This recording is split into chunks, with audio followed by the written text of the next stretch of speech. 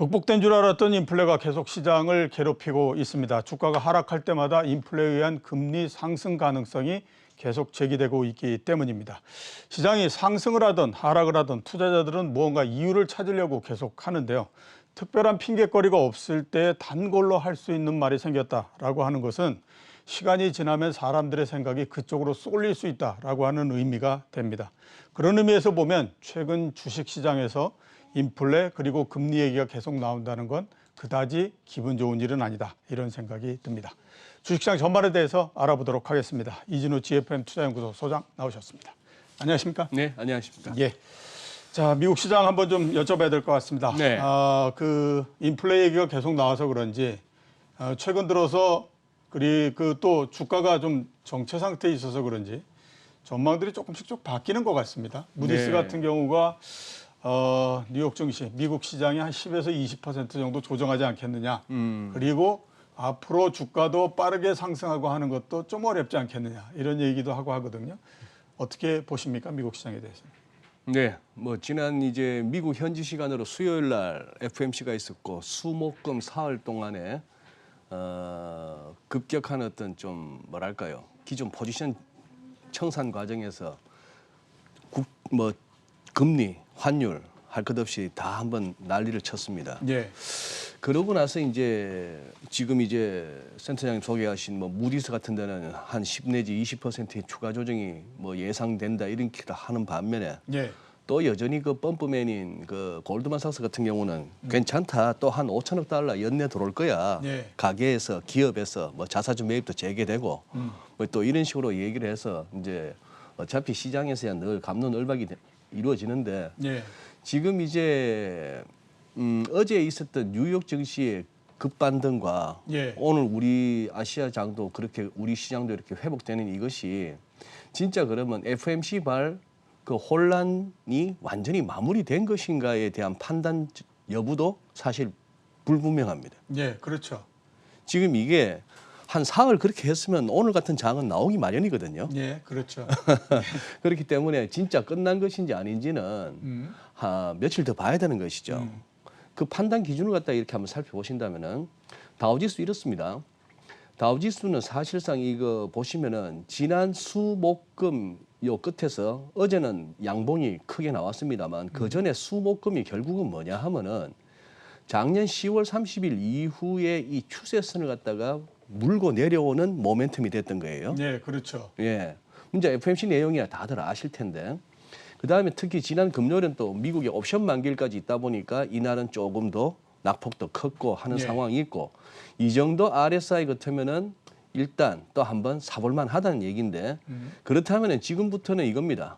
이 점선으로 되어 있는 이게 이제 저항선이 될 거고 그다음 이 실선으로 되어 있는 이 붉은색이 지지선이 될 텐데 이번 주 내로 이 선 또 깨진다면은 아직 이거 FOMC 여파가 끝나지 않은 겁니다. 예. 그렇게 보셔야 되겠고 그리고 이 우상향하고 있는 점선 추세선은 생각보다 이거는 큰 선인데요. 예. 위클리로 보시더라도 팬데믹으로 인한 작년 3월 말부터 시작하는 이 추세선이 아까 보셨던 일간 차트의 점선 추세선하고 똑같습니다. 예. 그겁니까? 예, 그러니 지금 옆으로 밀고 나왔네요. 그러니 이 선을 지금 물고 내려온 데다가 이제 기술적으로 한 20주 이평선이 아직도 이렇게 받쳐주고 있으니까 여기서 나왔는데 그러면 여기서 저로서는 어제의 급반등을 갖다가 그리고 거기에 이어지는 오늘 우리 증시의 반등을 이 진정성 여부를 저는 아직까지는 보류하겠다는 의미입니다. 예. 판단을. 왜 위클리나 먼슬리로 보면은 이 큰 차트로 보면은 지금 우리가 상당히 중요한 변곡점에 접어들었을 가능성이 있단 말입니다. 예.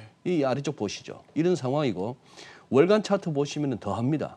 월간 차트는 2018년부터 이 차티스트들이 말하는 매도 다이버전스는 계속 형성 중이고 언제 작동해도 이상할 거 없습니다. 6월에 좀 깊은 조정이 안 오면 7월이나 8월 가서 조정이 와도 할 말이 없는 상황인데 예. 그러다 보면은 일단 한번 FOMC를 조금 예사롭지 않게 본다면은 한번 피보나치를 한번 또 꺼보죠 뭐. 작년 3월 팬데믹 때 저점 이후 이번에 봤던 한 36,100 근처 고점까지 해서 펼치니까 이렇게 나타나는 뭐 기본적인 조정 레벨이 아까 말씀하신 한 10 고점 대비 한 10%, 예. 지금 레벨에서 뭐 한 10% 이런 정도의 이제 예상이 가능한 그런 시장이 됐습니다. 그래서 지금 뭐 결론은 그겁니다. 지금도 지수선물 흐름 보시면은 그렇게 지금 못 움직이거든요. 예. 미국 장이. 그러니 어제 같은 경우는 사흘 동안에 걸친 뭐 이쪽 저쪽에서의 아마 손절 개념의 급격한 어떤 매수 매도가 금리든 환율이든 주식을 움직였다고 본다면은 한 사흘 정도 그러고 나서 일종의 반발 매수 뭐 예. 이렇게 봐야 될 것 같습니다. 예, 일종의 반발 매수였다. 네. 이렇게 이제 말씀을 해주셨고요. 신흥시장 한번 좀 여쭤보도록 네. 하겠습니다. 긴축 들어가게 되면 그 전에도 계속해서 얘기했던 게 긴축, 미국이 연준이 긴축을 하게 되면 네. 신흥시장 쪽이 좀 안 좋을 거다라는 얘기를 굉장히 많이 예. 했었거든요. 예. 그래서 어제 아시아 주식시장이 굉장히 많이 하락해가지고 공포가 일단 좀 있기도 했었는데 오늘 다행히 이제 좀 반등을 하고 하기는 네. 하는데요. 신흥시장에 대해서는 어떻게 지금 보십니까? 이머징 마켓. 계속해서 뭐 향후 이제 달러 시세를 봐야 될 것 같습니다. 예, 달러 시세. 예. 뭐 사실은 달러 시세하고는 미국 증시도 뭐 상관관계를 보자면 달러 강세일 때는 S&P 500이 별로 힘을 못 썼고 예, 그런 상황인데 미국이 그럴진데 신흥국이야 말다 한 거죠. 그렇죠. 결국 달러 약세라는 게 전 세계적으로 달러가 이렇게 풀려나간다는 의미가 될 만큼 달러가 많다는 의미고 예, 그것은 신흥국이 수혜를 누릴 수 있는 반면에 달러가 강으로 돈다? 이거는 결국 달러가 귀해지는 것이고 그렇죠. 예, 뭔가 이렇게 각국에 뭐 우리 한국 같으면 달러 들어가서 원화 바꿔서 투자했을 거고 중국 갔으면 위안 바꿔서 했을 거고 예, 뭐 그런 식의 대만 갔으면 또 대만 달러로 바꿨을 텐데 그것이 결국은 그 반대의 흐름으로 다시 그 신흥국 통화들을 팔고 달러를 사야 되는 흐름이 이어지면서 달러 강이 나온다는 거니까 이 환율을 앞으로 계속해서 살피셔야 되는데 이 환율이 조금은 어제 증시와 마찬가지로 달러가 며칠 강하게 나온 데 대한 조정이었는데 예, 일부 시황에서 다시 하락세로 달러가 돌아섰다. 제가 봤을 때 굉장히 성급한 진단입니다. 예. 어제 하루예요. 예, 그렇죠. 예, 그러니 이거는 현재로서는 숨고르기일 가능성이 상당히 높다고 봐야 됩니다. 그 동안에 달러가 쭉 왔던 방향에서 네. 일시적으로 아무튼 숨고르기를 좀 한 거다. 네. 이렇게 이제 말씀을 해주셨고요.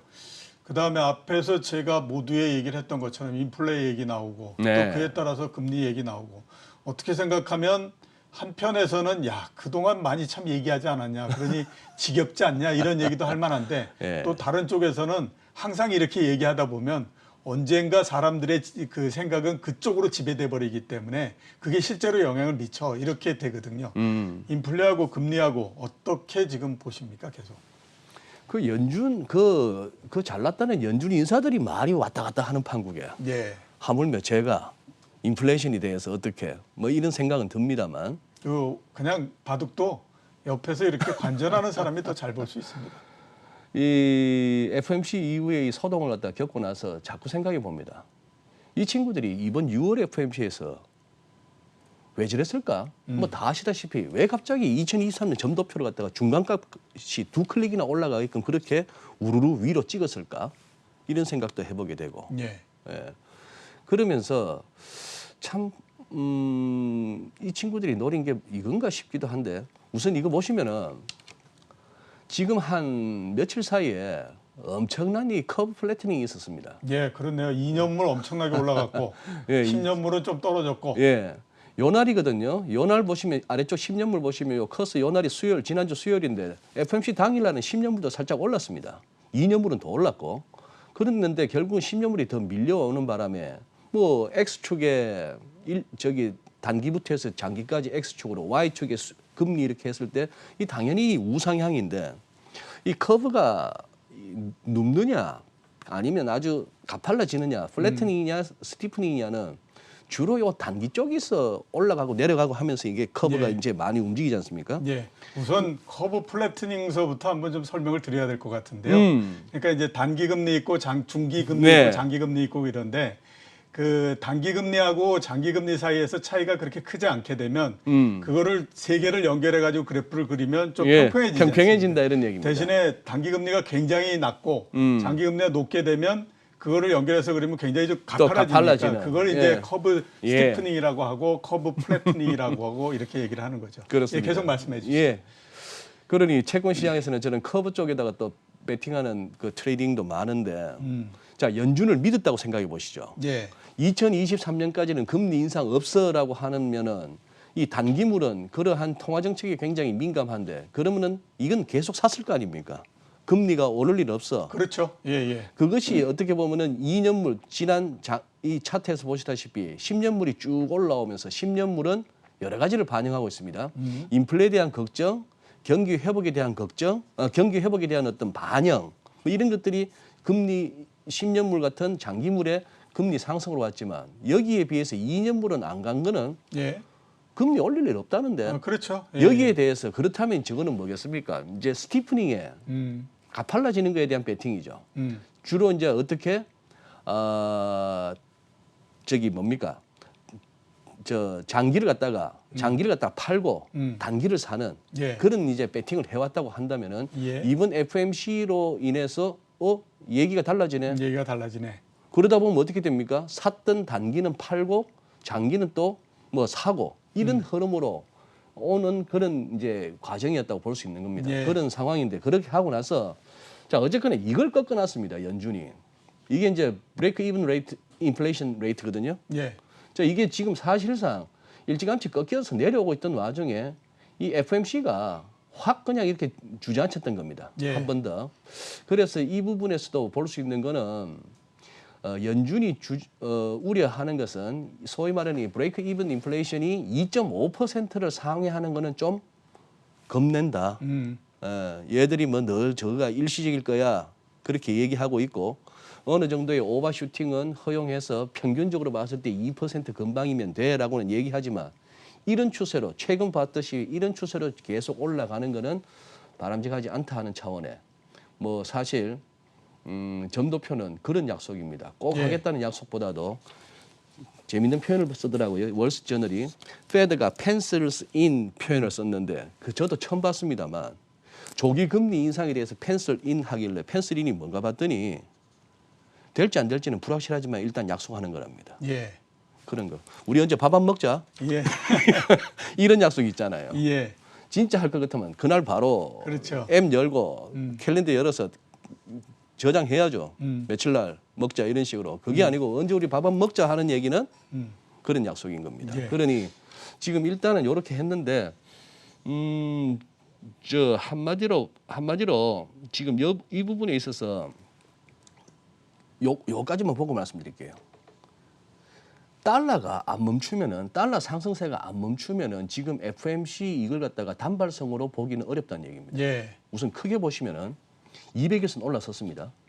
지난번에도 200일선 올라섰다가 다시 밀려났지만 지금 이거는 뭐죠? 두 번에 걸쳐서 다지고 올라가는 겁니다. 예. 다지고 올라가는 거고 어제 살짝 좀 밀렸다고 해서 지금 추세 다시 하락으로 이거는 좀 급하단 말씀이고 예. 위클리로 보시면 이래요. 지금 시장이 굉장히 고민스럽습니다.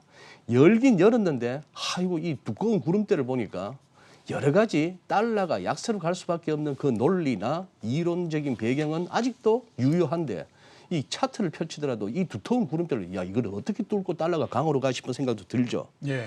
그러나 더 큰 그림으로 보시면은 얘는 지금 굉장히 중립적입니다. 여기서 툭 떨어져도 할 말 없고요.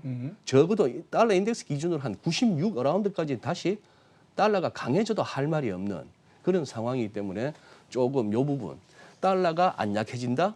그렇다면은 지금 그로 인한 미국이나 우리 신흥국 할 것 없이 글로벌 증시의 조정도 마무리되지 않았다. 이런 결론을 내립니다. 예. 소장님이 쭉 말씀을 해 주셨는데요. 제가 그 사례를 들어서 잠깐 좀 다시 한번 설명을 드리도록 하겠습니다.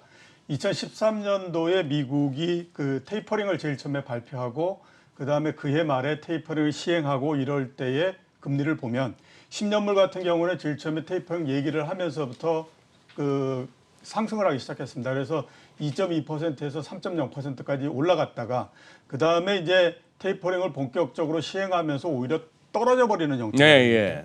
그 대신에 이제 2년물 같은 경우는 0.2%에서부터 0.5%까지 시행을 하면서는 오히려 더 올라가서 1.0%까지 올라갔습니다. 그러니까 이 금융 정책이 바뀜에 따라서 단기물이 굉장히 빠른 속도로서 그리고 장기물과의 그 격차를 굉장히 좁히는 형태가 됐었는데 앞에서 소장님이 보여주셨던 것처럼 2년물 금리가 계속해서 상승한다라고 하는 거는 연준이 쭉 얘기를 하고 있지만 시장에서는 어떻게 받아들이냐 하면 아 이제 드디어 긴축이 시작되는 거 아니냐라고 하는 생각을 하기 시작한 거고 그다음에 그렇게 되는 것에 또 한 거 모양이 나오는 것이 달러가 조금씩 강세가 되고 있다라고 합니다. 이거는 이제 미국의 금리가 올라갈 가능성이 높다라고 보기 때문에 달러의 강세가 조금씩 진행이 되고 있다. 이렇게 이제 말씀을 해주셨습니다.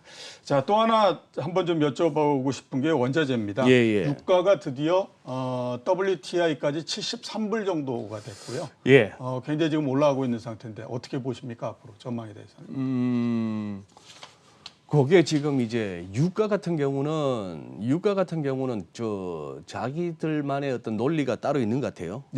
무슨 뭐 이란하고 미국 사이에 그 핵 협정이 뭐 또 다시 덜컹거린다는 둥. 이란의 그 대선이 새로 있었고 거기서 굉장히 보수 강경파인 인사가 대통령이 됐기 때문에 이게 좀 덜커덕거리지 않겠느냐라고 이제 그런 논리. 그리고 뭐 계속해서 경제가 이렇게 계속 재개방이 되고 뭐 백신 효과를 본다면은 수요가 늘지 않겠느냐 이런 등등으로 해서 우선 이거 보시면은 브렌트 문제 한번 보시죠.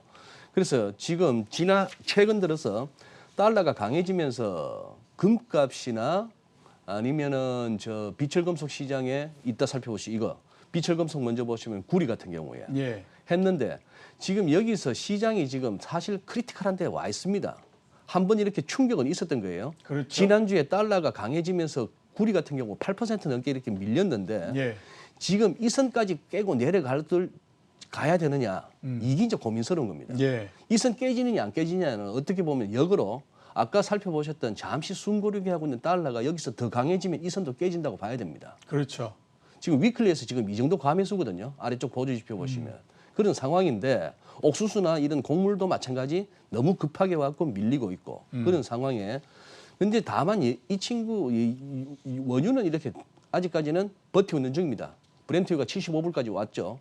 근데 여기도 보면은 사실 팍팍 치고 가기는 어렵다는 얘기입니다. 지금 100불 얘기는 제가 봐서는 좀 과하고 그런 상황인데 결국은 지금부터는 자꾸 뭐 중언부언하는 말이 되겠습니다만 달러 시세를 봐야 됩니다. 우리가 지금 보면 무역 수지 좋아, 경상 수지 좋아, 뭐 또 6월 들어서도 20일까지 수출 전년 대비 30% 가까이 늘었어. 이런 뉴스 보고 야 그러면 환율 떨어져야지라고 쉽게 판단하기에는 좀 그렇습니다.